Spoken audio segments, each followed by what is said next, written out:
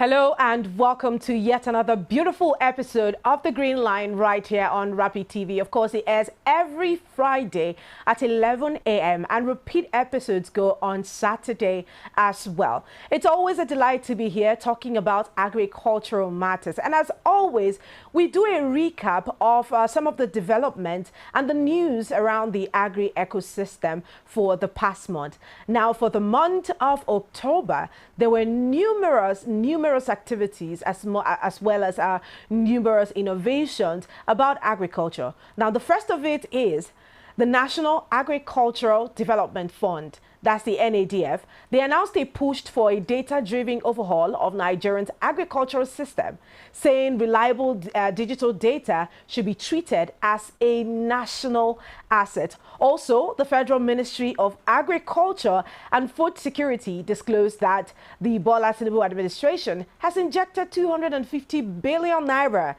credit facility for smallholder farmers, alongside recapitalizing the Bank of Agriculture, that's about 1.5 trillion naira, to boost mechanization and productivity. And if you ask me, our voices have been heard, and this development is just a pointer to the fact that Agric can do exceptionally well with the right support. Now, the third of the groundbreaking news for the month of October will be at the Youth Innovation event. The minister said transforming Nigeria's agri-food system requires aligning policies with innovations, and that youngsters will be central in driving agribusiness. Now, let me not get ahead of myself. Today, we will be talking about one of those policies that were introduced by the federal government. Now, the Agricultural Society of Nigeria announced that experts would meet in Umuahia on the 21st of October to discuss shifting from analog farming to digital agriculture, skills and innovation for livelihood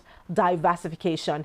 And lastly, on the news we have on the agri-ecosystem, Nigeria hosted the Africa Agricultural Dialogue for 2025 on the 7th to 8th of October.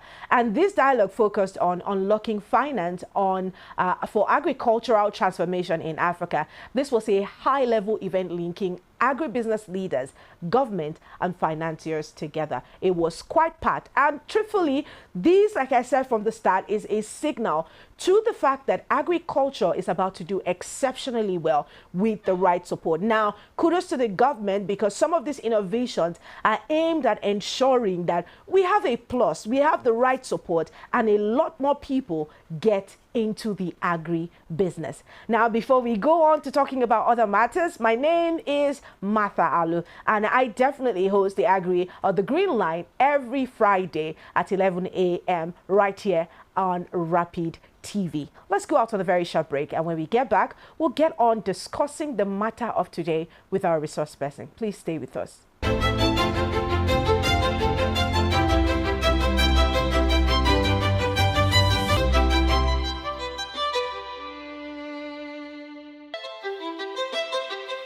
From the soil beneath our feet to the tables across the world, agriculture is the heartbeat of Nigeria's future. Yet challenges persist: limited finance, outdated methods, policy gaps, and untapped opportunities. The Green Line is here to change that. A groundbreaking weekly television feature that connects policy with practice, farmers with markets, and innovation with impact. We dig deep into the full agricultural value chain, from land preparation to mechanization, financing, food preservation, exports, and beyond. The Green Line isn't just a show, it's a national development platform. Join me every Friday at 11 a.m. only on Rapid TV, Star Times channel 176, and online at www.rbnradiotv.com.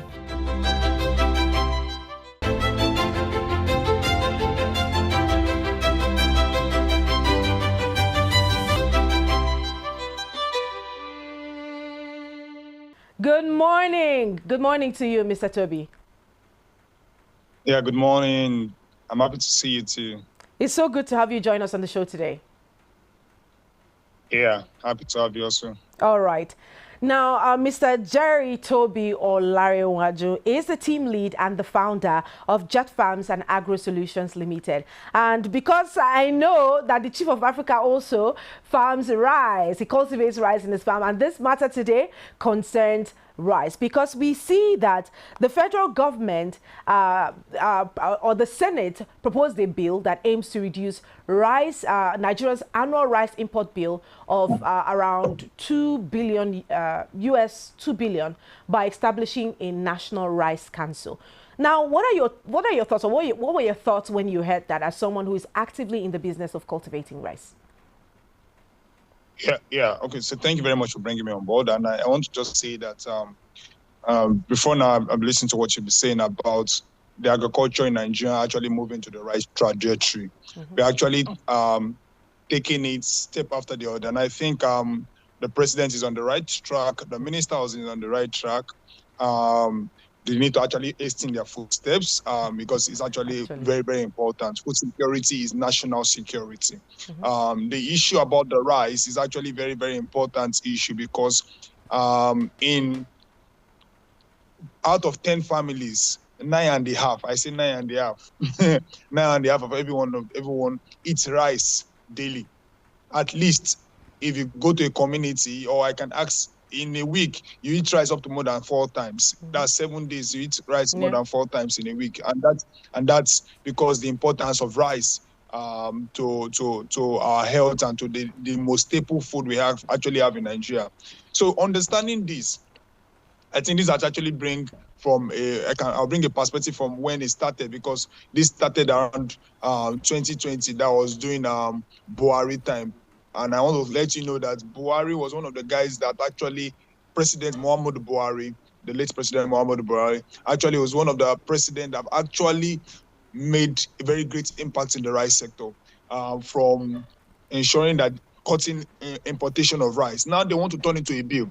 It was just a declaration that there's not going to be import of rice, but now they want to make it a bill that there should be a rice council. And well, it's actually a good one, but it's actually going to cause a number of things in the sector, because if the rice council is asking for, if the rice sector is asking for a council, I think the ginger sector will also ask for a council. Why did I see that coming? The ginger sector will ask for a council. The beans sector will also ask for a council. So we have rice and beans sector. Rice and beans council. You understand that kind of thing? So I think there's actually a national council. And just to give you a understanding of what is even currently going on. As I'm speaking to you currently, I'm at the National Council of Agriculture and Food Security, where I'm representing the youth voice and speaking on the National Council. That's the highest decision-making body for agriculture in Nigeria.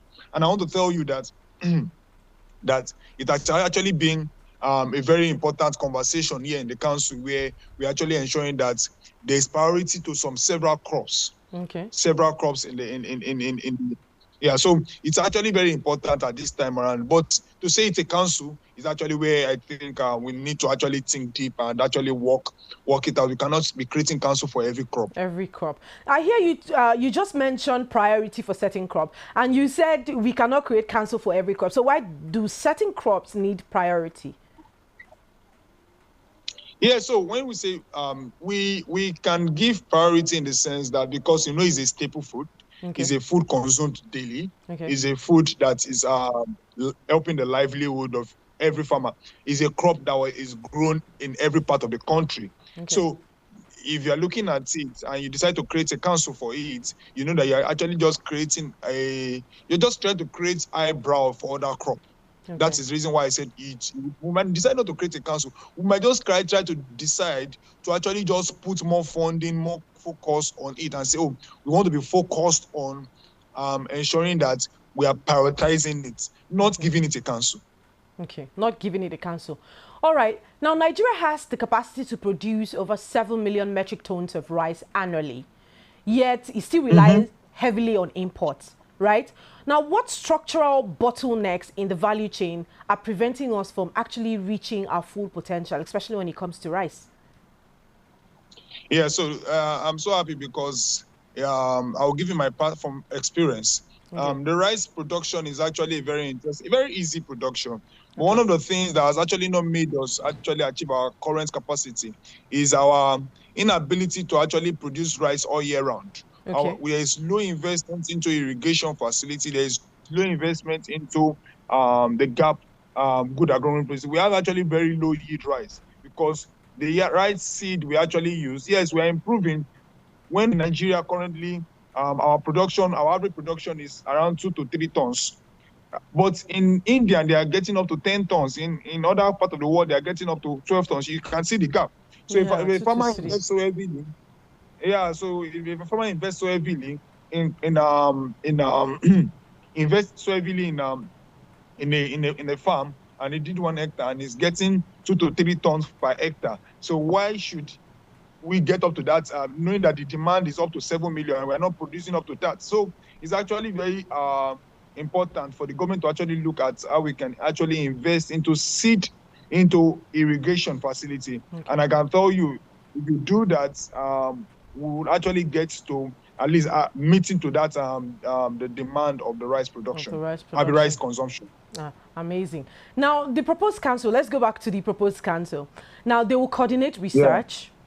That's part of the responsibility as outlined. They will coordinate research, production standards, extension services. And production standards is very important because in Nigeria, where we stopped the importation of rice, we see that people started to rebag the local Nigerian rice, rebag it in foreign bags. So you go to the market, buy a foreign bagged rice, come back home to discover that, you know, this is not the foreign rice that you bought. Now, that wouldn't have been a problem.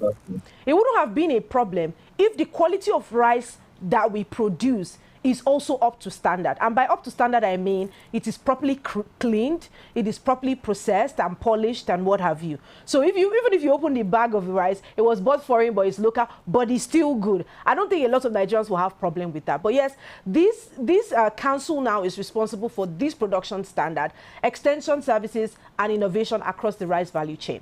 Now, how can it ensure, are you with me? Yeah, I'm with you. How can it ensure that women, youth, and smallholder farmers are included and benefit from this shift? Yeah, so well, if the council goes about happening, which I really don't have power to do, but I think it's actually going to be amazing. I'm just trying to tell you the prevention of what actually might happen. Well, I think it's actually going to be amazing because if that's what they're structuring, just know that they will actually need fund to actually manage the council.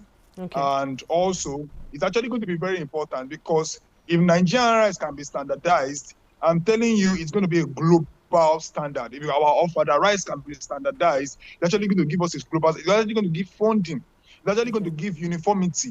One of the problems we have in Nigeria, we have different aspect, we have different standard of our rice. We have the short grain, we have the different grain. Yeah. So when you come to the market, you see one kind of grain, you see another kind of grain. But if there's a standardization on this, it actually help for organization of this our rice production, the rice processing. And I'm telling you, it's going to actually even create more job opportunity for seed entrepreneurs, for young people. It's going to create more opportunity for irrigation facilities. It's going to create more opportunity for processing. As a person benefited from the Buhari's rice policy when he banned the export, I actually saw opportunity and I started processing rice. And we have our Demo rice today. And one of the things is that it's created more opportunities. It's going to create more job. I was able to employ more young people into the rice sector. We employed like 40 persons as at that time as factory workers. So it's actually going to create more jobs for people, the young people. The women will actually go into processing because the women are the first set of people that actually parboil this rice. So it's going to create more jobs for these women in this space. So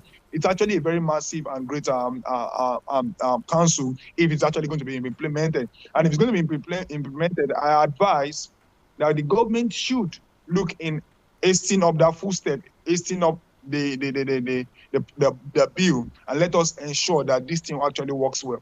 All right. Now, mechanization, like you have mentioned, you say other countries are able to produce rice all year round. But for Nigeria, we don't have the facility. So the gap between what we produce and what other countries, you say 2 to 3 metric tons we do, but other countries have a lot more.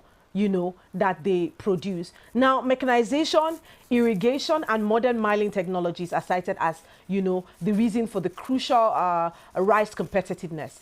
From your experience as someone who is actively in the field, which of these should be prioritized first and why? Because we cannot say that we can implement all of these at once. Irrigation, mechanization, and all of that. Which of these do you think should be prioritized first and why? Yeah, for me, I think it's actually very important for us to know that mechanization is key. The government is already investing in it. Okay. The 2,000 more tractors actually even coming. But one thing I think we should actually work on is the seed. The seed. The seed is actually very important. Are you getting my point? The seed is actually very, very important. We need to actually know that the seed is a determinant to the output. Okay. If you can't invest into the seed, you can't get it very good out. So for me, I think the seed is actually very important. And also in the aspect of production, you can also see our advice, we actually invest into processing facilities. Okay. We need to invest into processing, standardized modular processing facilities. It might not actually be the big ones, but if you can empower and actually work on our modular facilities, the small mills, empower them to have the right kind of destoners, empower them to have the right kind of grader and this thing. Actually going to ensure that there's a lot of investments coming into that space. And I'm telling you, the banks are actually the banks even actually understand this. If the government is actually interested into a particular sector, the banks actually won't flock money in, bring money in. So I actually seed is actually, I think, where we should start from, for me. Seed. Okay, and there's a lot around that. There's been a lot of innovations around seedling and called for improved quality of seed here in Nigeria. Exactly. We're hoping that the government, pays attention to that. Now, we have a few more questions to ask. Establishing a council is one thing, right? And ensuring funding, coordination, and implementation is another thing. So what governance or financing models could help this council succeed without becoming another bureaucracy? Because many times you hear people say, oh, Nigeria has very amazing policies on paper, but implementation of these policies is the problem. But what strategies do you think can be used to implement this?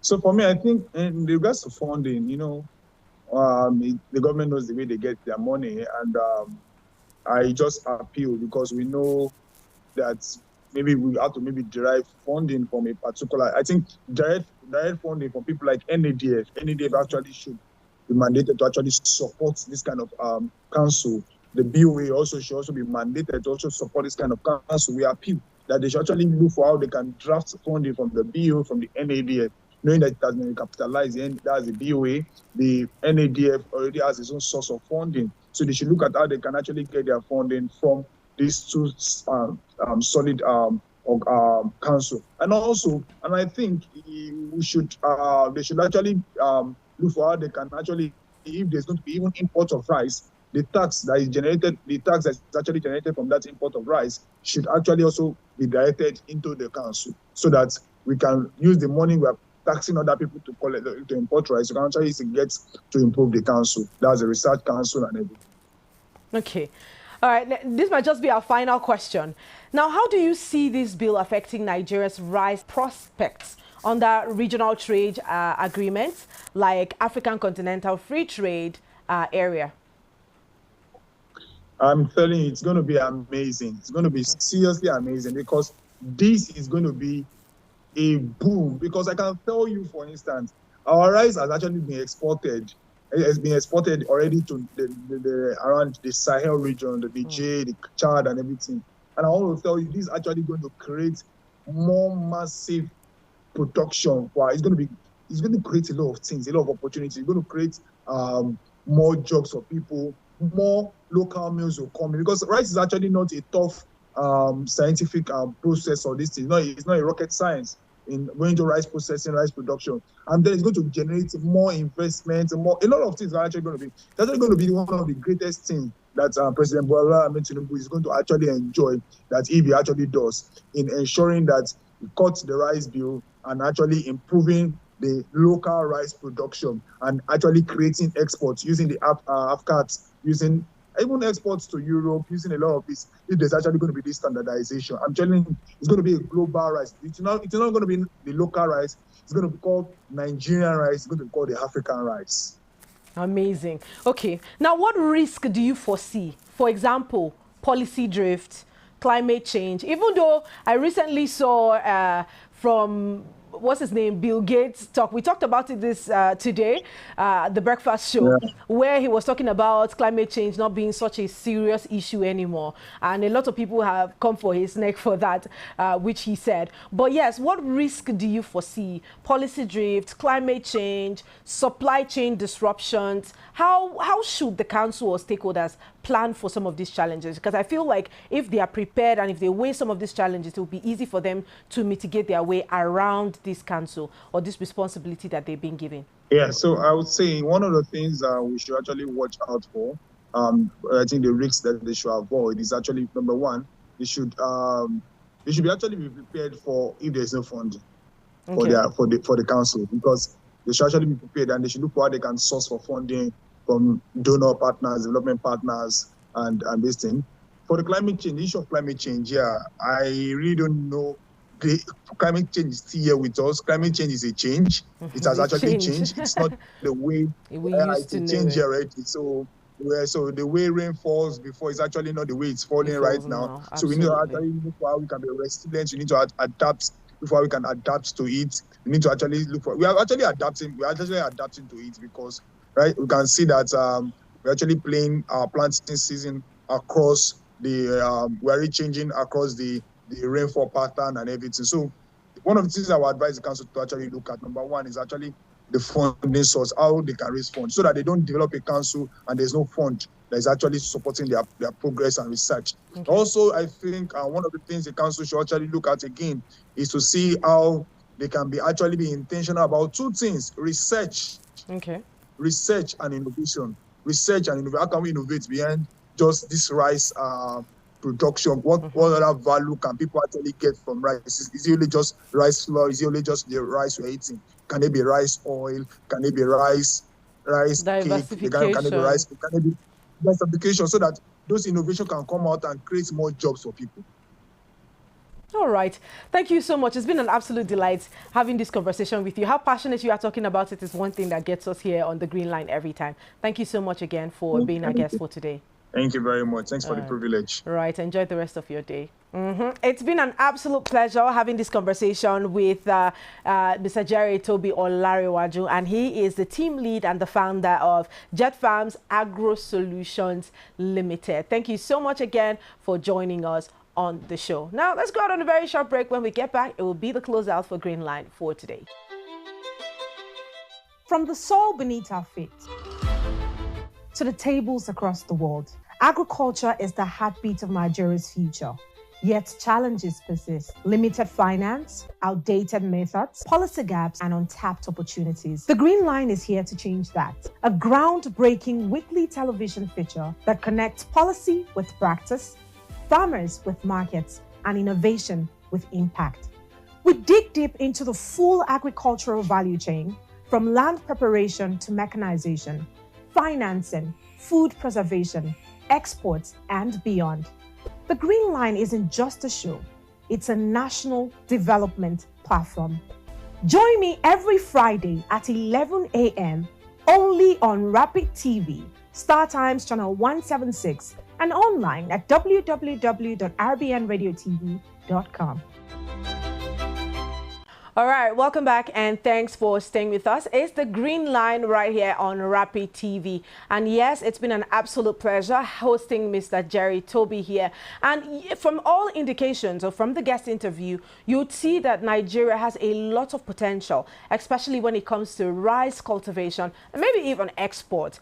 But we're hoping that this council that is being set up or that is being proposed is passed into law, and that this council stays on its toes to ensure that all that it is set to do, it's able to achieve. Now, at the heart of Nigeria's agricultural story lies one very simple truth. We have the lands, we have the hands, we have the hunger to feed ourselves and the world.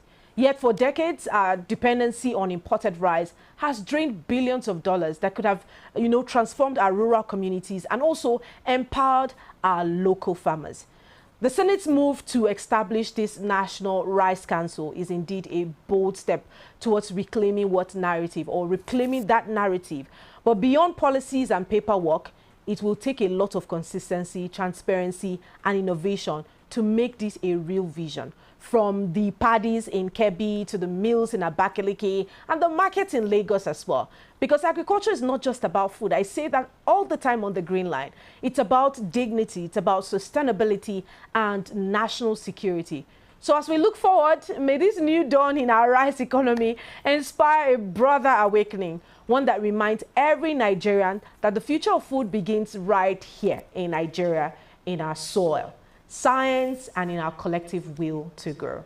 This has been The Green Line, where we bridge conversations, cultivate ideas, and sow the seeds of change. Until next time, I remain Martha Alu.